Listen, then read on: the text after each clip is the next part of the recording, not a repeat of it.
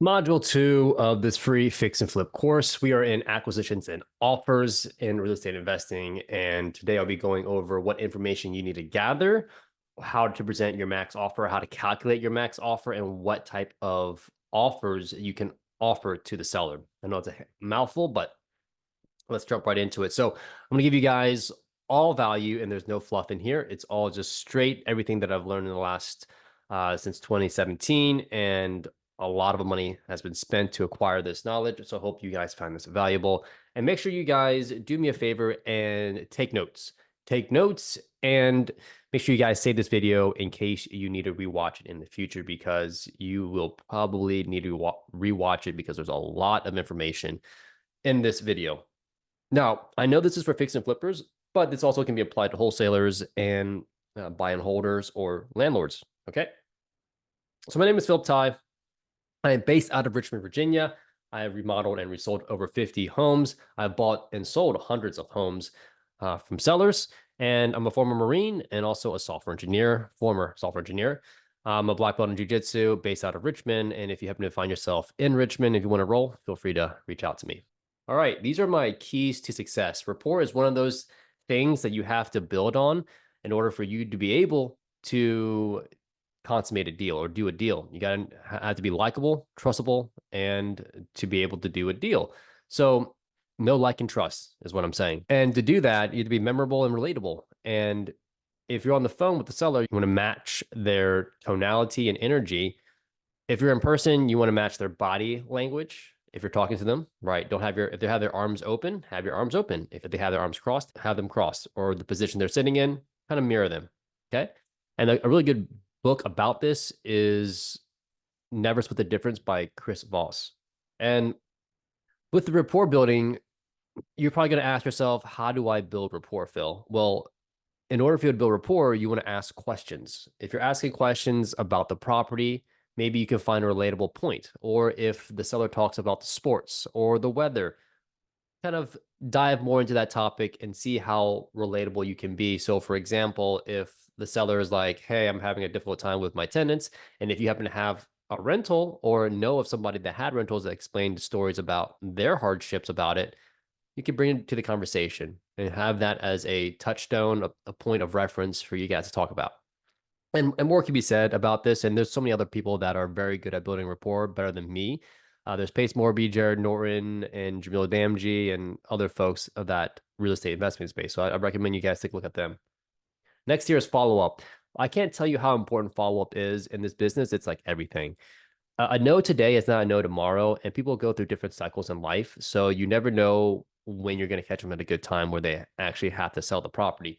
Next is that when sellers tell you, hey, follow up with me in like 3 months, cut that time in half, because normally a lot of folks like myself and other people in this world are forgetful. We forget what we had for lunch 2 days ago, who we talked to 2 days ago. So it's not uncommon for people to forget who they talked to a month ago, right? So make sure you guys follow up with them and put them in the system, a CRM system, or your calendar is the easiest way to do it. And then have a follow up sequence or have a reminder for yourself.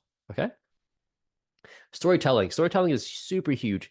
It's great because humans, we love to consume stories. All our movies that we watch in movie theaters are all about stories, and it's the best way to get your point across to a seller or trying to convey a concept that you want to convey to a seller.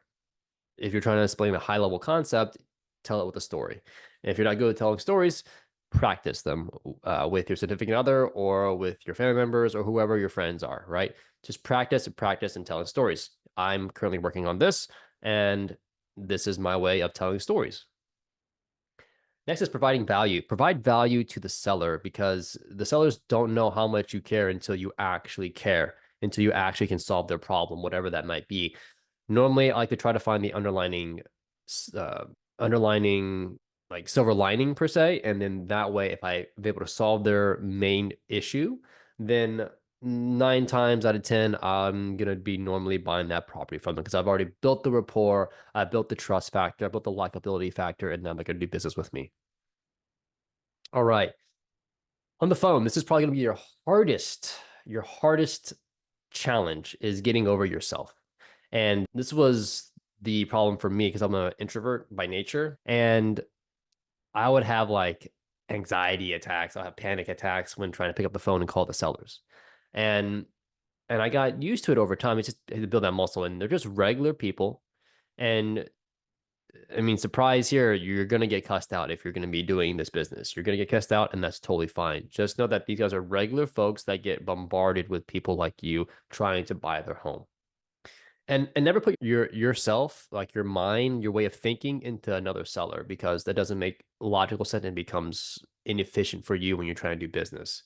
Now, my process of getting a hold of sellers are this.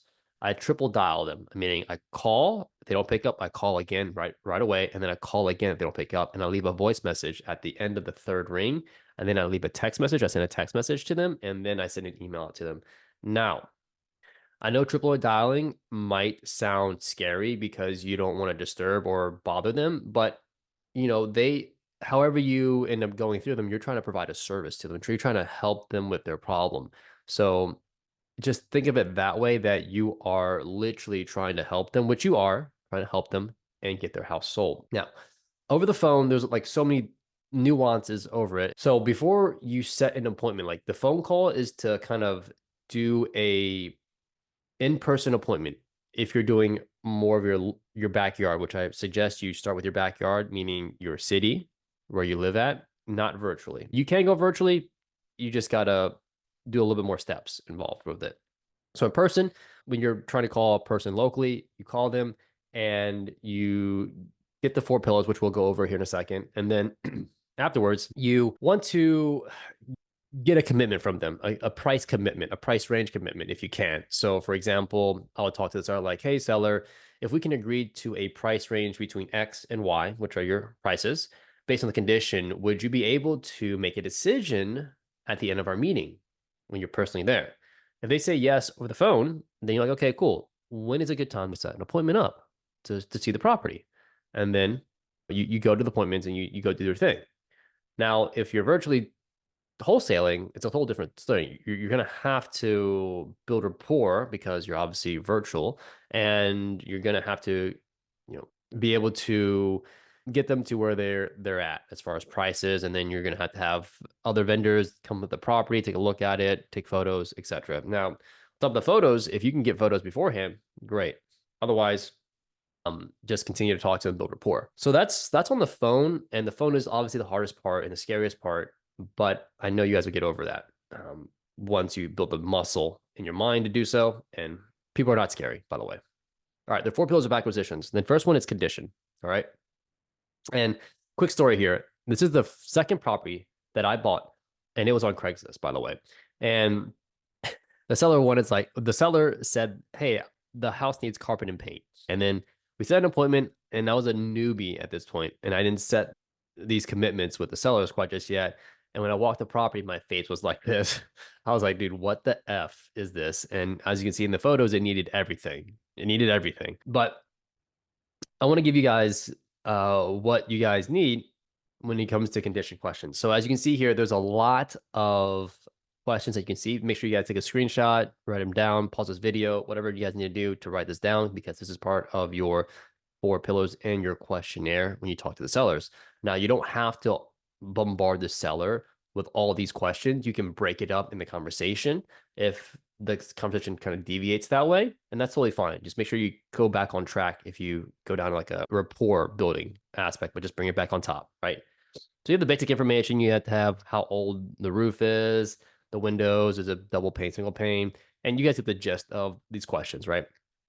These are great questions, and I'll explain why here in a second. All right. But again, just be in flux, be in the flow in the conversation, and just remember that the condition's pretty important to the end buyer. The end buyer. If you're a wholesaling, you have two end buyers in mind. You have a fix and flipper, and you have a landlord or a buy and holder. For me as a fix and flipper, I would love to know the condition of the property. This will help me estimate my renovation budget. And I can then get a better idea of what I need and who I need to bring into the project to get that project done. So it's really important for me as a fix and flipper to understand all that information that you end up seeing the last slide and the presentation that you guys are presenting to me. For landlords, buyer and holders, they're going to want to know the condition of the property too as well, so they can get an idea of how much it will cost to get that particular property up to rent ready standards. And then if you can throw in rental comps, perfect. So just remember that. And if you're wholesaling, I mean, you got to have room for yourself too as well. You got to have enough room to be able to make money off of. All right, so understand your buyers in mind. And I'll show you guys an example of an email, a wholesale deal that I got that kind of relates to that, like just kind of a doesn't have a great condition. And I'll give you guys a dispo template that you guys can build off of if you're wholesaling.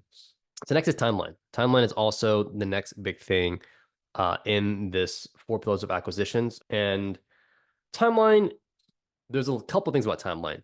There's a couple of parties in the transactions. You have your title company and your attorneys, right? And they're going to have to be able to pull title. And I've seen a closing as fast as 7 days, but it's been very, very stressful because a lot of parties are just rushing and mistakes can be made during that time. But it can be done for the cash offer, depending on what the seller needs. So you can say that you can close in 7 days, but if you're a wholesaler, you're going to need more time because you need more time to market the property, meaning you need to find an end buyer, right? Once you get under contract, meaning you have the rights to buy it, then you can market that particular contract to your end buyers, depending on your contract, your agreement. When it comes to the situation of the seller, let's say the seller's a hoarder by chance, because you will run into that and they need to move. And they have a lot of stuff from the floor to the ceiling, and it doesn't look like they're going to be moved within 7 days. So you're going to have to realistically tell them, like, hey, maybe we close in 14 days or 21 days so you have time to move your stuff. It doesn't have to be now. I just want to give you some time. And you guys can't even close anyways without the title being cleared from the attorney's office or the title company. So we won't buy anything that's not free and clear of any liens, meaning utility liens, tax liens, mechanical liens, where people, contractors can put a lien on the property, an IOU, if the work hasn't been completed, or the utility, same thing, or the tax, same thing. A mortgage, right? They have a mortgage. 9 out of 10, they probably have a mortgage. And in that sense, like if you're going to have a hard money lender coming in or a cash deal or a private money lender, then they're going to have their own mortgage. So that has to be cleared out in good standing. And then any other encumbered sums, or there's a lot of things that can come up on a title search that has to be resolved. It takes time to resolve those titles issues. So even though you guys plan for, like, let's say it's 14 days, the title can come back with a bunch of issues and you have to resolve those issues. The title company does, not you particularly as a buyer, but the title company or the attorney's office, whatever it may be. So just keep that in mind and don't promise something you can't deliver because that's going to break the trust and rapport that you've built. Okay, cool. That's it for the timeline. The motivation piece is one of the pieces that is the most important piece, in my opinion. And this is the section where I spend the most time on. And here's a bunch of other reasons, just comically speaking, other reasons that people have motivations on. In this conversation, you're looking for the silver lining in their situation. You are a detective, you are their life consultant, you are their close friends. Obviously, you're not telling them this, but you're acting like one. So that way you can find the motivation and solve their problems by asking questions that lead them to their solution, right? You never want to use like accusatory languages like why. Why is a very accusatory, like, why are you doing that, right? You want to be asking what's got you thinking about selling your property. Oh, help me understand what's got you thinking about selling your property. You can say those kind of language. And a good book about this is Never Split the Difference by Chris Voss. You guys should definitely take listen to that or read, because that's a definitely a game-changing book that helps you become a better salesperson. So once again, this is the most important part in the 4 pillars. So make sure you guys spend a lot of time in this section. Next is price. And the last one is price. And this is the more there's a lot of objections in this and a lot of like kind of friction in this particular point. Now, price, you as a buyer want the lowest price, and them as a seller want the highest price. That's the battle, right? And you never want to give your price first because you're conceding potentially, or you're going to be offending. So one of the two. It's either you offer too much or you offend. And you want to offer a price that you would feel uncomfortable offering. I hear that a lot, and people say that a lot, but it's true. So if, let's say, for whatever reason, the conversation goes on with the seller and they're not giving you a price. What you can say is like, and you're looking through comps, you look in the neighborhood on Zillow or whatever it may be, like, hey, I see other investors in the neighborhood buying houses for a cash offer for this price. Let's say $50,000, $100,000, whatever it may be. And then you shut up. And then one or two things are going to happen with the seller. They're going to say, they're going to be offended and say that I'm never going to sell at that price and et cetera, et cetera. Or they're like, okay. They're going to kind of be like, okay, that's not too bad. Depending on their reaction, you can say one or two things. For the one that they dislike, you'd be like, well, that's not my offer. You can say that's other people that are paying and accepting that offer. The other thing you can say is basically, okay, it's like, what do you think about that price? Do you think that would be acceptable, or would you consider that price point? If they're like, it's not too bad. So I want to give you guys one thing at a time, and that particular structure on how you can position the price is very powerful because it kind of gives you an idea of where the seller is at in their process of wanting to accept a particular price point. And if they want a higher price and it can't be justified, you can do maybe terms, a creative finance. And we'll get into that here in a second, but I just want to give you guys that particular seed. All right, I want to go over all exits and offers here real quick. So there's a couple of exits here, as you can see. There's fixing and flipping, which is tomorrow's money. Rentals are forever money, meaning you get paid on it forever. Wholesaling is today's money. You suck out all the cash. It's fast money. You just sell your rights to buy a house, right? So maximum allowable offer. And what is this? This is a formula that you can use for different types of the exits that you saw prior. You have wholesaling, you have fixing and flipping, and you have and hold. So ARV is after repair value. Once you put all the repairs into the property, this is what's going to be worth at the end of the day based on the comparables in the area. Times the discount rates. Discount rate is like how much do you want to buy of the ARV? Like you buy 50%, 60%, 70%, etc. And I'll explain here in a second. Minus repairs, the repairs that are needed to get it up to that after repair value, and then the profits you want to make. Okay. That equals your MAO, your maximum allowable offer. So here's an example. $200,000 is what you think the property is worth. You times it by 60% if you're wholesaling, or maybe even a little bit higher, 65%, whatever it may be. You can pick your percentage, but you never want to go 30 or you never want to go below 50%. I mean, you can if the seller's like super desperate, you can just shoot a low ball offer, perfectly fine. And then minus $30,000 is to say you estimate $30,000 in repairs. And by the way, I'll go over how to estimate repairs in future videos, so make sure you guys check that out. And then it's probably on the screen actually somewhere in the future. And minus the repairs you want to make. And that will equal your maximum allowable offer. Let's say $80,000 at this particular point in time. Now, that's for wholesaling. For fixing and flipping, you can go a little bit further up. You can go maybe 70% of the ARV, and then minus repairs, and then minus the profits you want to make. Now, this is interchangeable. The profits, you can add it or take it out. If you lower the discount rate, then you should be able to put your profits in the discount rate, just to give you an idea. Now, the buy and holds, you got to think of the end in mind. I know you guys don't know this, but commercial lenders are refinancing at a 75% loan to value. So if the appraisal comes back at $200,000, the bank will loan up to 75% of that. Okay.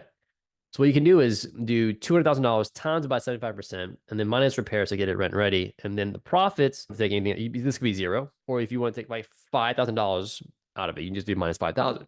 That's your MAO. Like this is like your rough back of the napkin kind of formula. Now, buy and hold 1% rule. This is 1%. This can be 2% rule. And what this really is if you find a property that is like rent ready, so say, and it's actually worth $200,000 and it can rent for 1% of the purchase price every single month, then that's the 1% rule. The 2% rule is basically just double that, $4,000 a month. And on paper, it could be a really good deal. So just want to let you know, like these are the basic formulas that you can use within your offering of a property. All right, cash offers. So understand that cash offers, here's the pros and cons of it.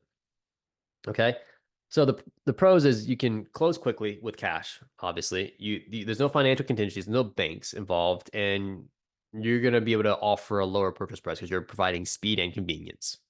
Now, the cons is that you get to have, it requires a lot of capital in order for you to do that. And it can be riskier if the market condition changes. All right. Traditional financing is what you guys are probably already used to and what you see every, like on the news and with realtors. And here's a different mortgage type. There's obviously more than this, but I just want to give you guys the mainstream one. And here's the pros and cons of it. You can leverage other people's money, which is the bank's money, and then preserve your own capital. Or the cons of this particular situation is that closing time can be longer and you have more contingencies involved when making the offer, which makes it also less attractive to the seller. Creative finance, one of my favorite topics to talk about when it comes to offering to sellers. So you have subject to. Subject to, in simple terms, is taking over someone's mortgage. Okay. I usually buy subject twos and land trust because it doesn't trigger the due on sale clause. And what the due on sale clause is if there's a transfer of ownership between original seller to you, then the bank can call the whole mortgage due. So to prevent that, you can put it in a trust or a land trust, whatever it may be. And trusts are used for estate planning purposes. And in the mortgage that people would normally sign, they'll have like 1 or 3 things that they can do without triggering the due on sale clause. And one of those things is estate planning. And that's what you're doing as a seller. That's why you're buying it into, right? That's how you're structuring the deal. However, some states you can purchase the property subject to utilizing entities, but you got to make sure that the insurance is the same, meaning the beneficiary, if the house burns down, where does the money go? Normally it's going to be to the mortgage holder or the bank in the first case, and then the rest will go to you. So why would people be interested in doing subject to? That's probably another question you probably have in mind. Now, there are many people that can fall in this category, but I'm going to give you a couple. So if military couples, if they just bought their property like a year after their duty station and they have to move to a different duty station, but they have no equity in their property since they used the VA loan for 100% financing, then they'll have no equity and they have to pay a realtor to sell the property. So that's obviously that's a great clientele or avatar to buy subject to properties. Next, if someone got divorced and I don't know, they can't decide, or they're behind, or they're in foreclosure, or they're pre-foreclosure, be a great way to take over their mortgage, right? Another one would be if a seller has to travel too far for work, right? And they just bought the house, they made a mistake for whatever reason, and they want to live closer to work because the traffic just sucks. That's another reason. And there's so many other reasons out there, but and the list can go on, but I just want to give you those type of scenarios. Next is seller finance. And what seller finance is where the seller has no debt on the property. It's free and clear, and the seller can now be the bank, meaning they can finance you the property, meaning you would be the owner and they would be the bank, and they would not be responsible for any repairs, maintenance on the property whatsoever. It's all on you now. Okay. So who would do this? It would be one of those people would be tired landlords, meaning they've already been in the game from the last 20, 30 years. And they're like, okay, I'm done with this. I don't need any more toilets, tenants, or termite headaches. I'll just give it to you. You just pay me a monthly payment to them. It makes it easy for them to get cash flow still, and they still utilize the property to work for them. Next would be all kinds of different investors. I'm going through that right now. I'm also willing to do a seller finance or another deal. So it just makes sense for me because I get cash flow and I also just get that residual passive income. I don't got to worry about anything. Okay. And then also another person that would want to do this is that they don't want to pay capital gains on their properties, and they'd rather just spread out the capital gains over time rather than all at once. And also give people for retirement. If they have a bunch of properties and they don't want to manage anymore and they just want to go retire, then you just get monthly cash flow from you as the buyer. The next thing here is a hybrid, a blend of both. Subject to and seller finance is called hybrid. So it's a blend of both. Like I said before, the first lien position subject to, you take over that mortgage and you pay that first, and then seller finance, you pay the seller second. So it's all one payment every single month. And I've done this a couple of times already, and it's a great structure on how to do it because you can satisfy the bank and then you can satisfy the seller with their equity. All right. Next is a lease option. You can buy properties with lease options, meaning a rent to own. So a lease and an option. So a lease option is where you put a lease in place and then you put an option fee to buy the property later down the line. So you do a regular lease, okay? And then you put a like an option fee. I'll just call it down payment to be able to buy the property in the future at a set price. And that price is already agreed upon upfront. And here is a great situation for you if you are just an investor. So what you could do is lease it at below market value, right? Your down payment, your lease option will go towards the purchase of the property at already agreed upon price. And what you could do is arbitrage it. You can lease it for a higher amount, but in this particular case, let's just say that you're going to be doing it. You'll be doing a lease option. You're going to be maybe putting a renter in there for a long-term renter to pay off the lease, and then in the future you'll have the right to buy the property. Let's just say you agreed to buy the property at $300,000 and the market appreciates over time the next 5 years up to $400,000. Now you have a delta, a spread of $100,000 of just equity sitting in there, but you have the option, the right to buy it at $300,000 because you guys agreed to it 5 years before. So that's the power of lease options. And you can do that over and over again with different people. So this is a great way to buy properties.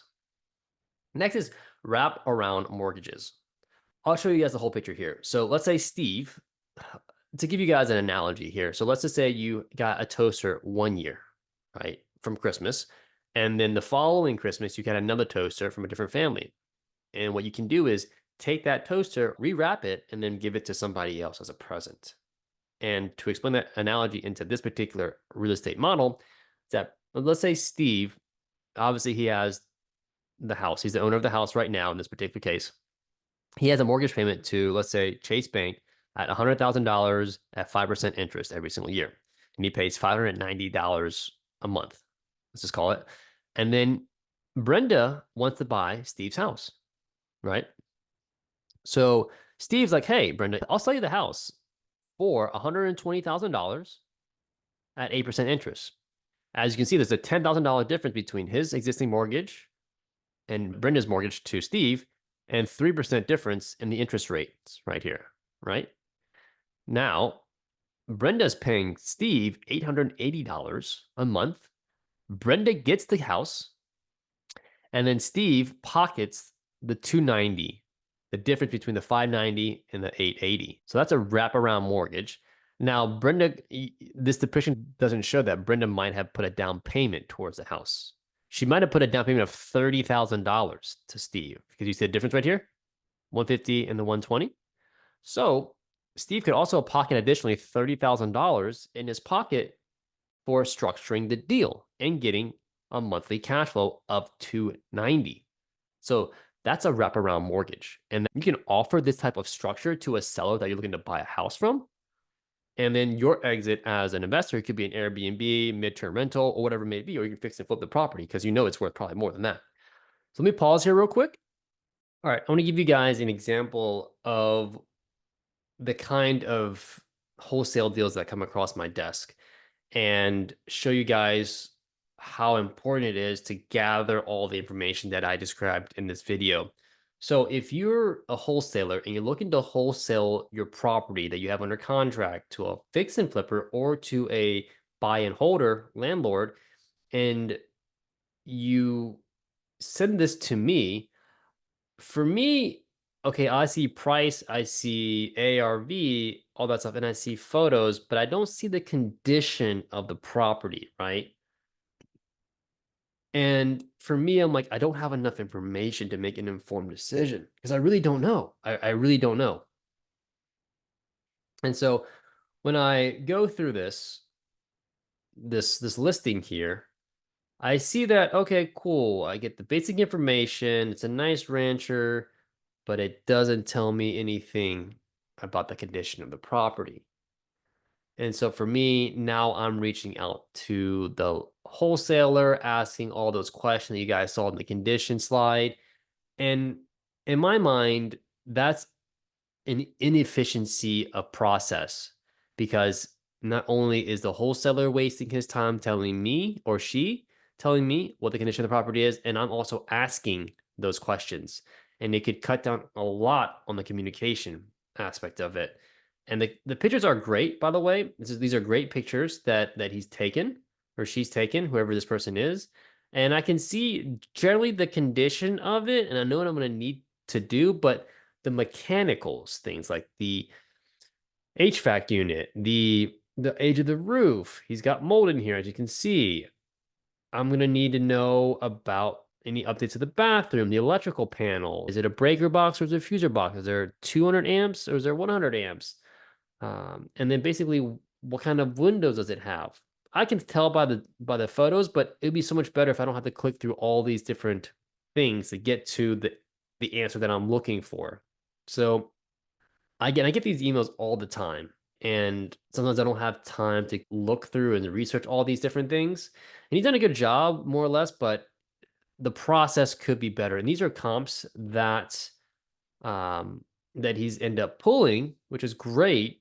So he basically tells me the property, and he is able to show me the comps based on the MLS. It looks like that's amazing, but there's a couple of things that is missing, and so I want to provide like a dispo template to you guys so you guys can see what I'm talking about. So if you're a wholesaler, just kind of try this on for size, or if you're new, just have this to be able to present the deals. It's more professional. It saves you more time. It's like straight to the point. There's like no BS. Property address, picture of the property right up here, like the main photo.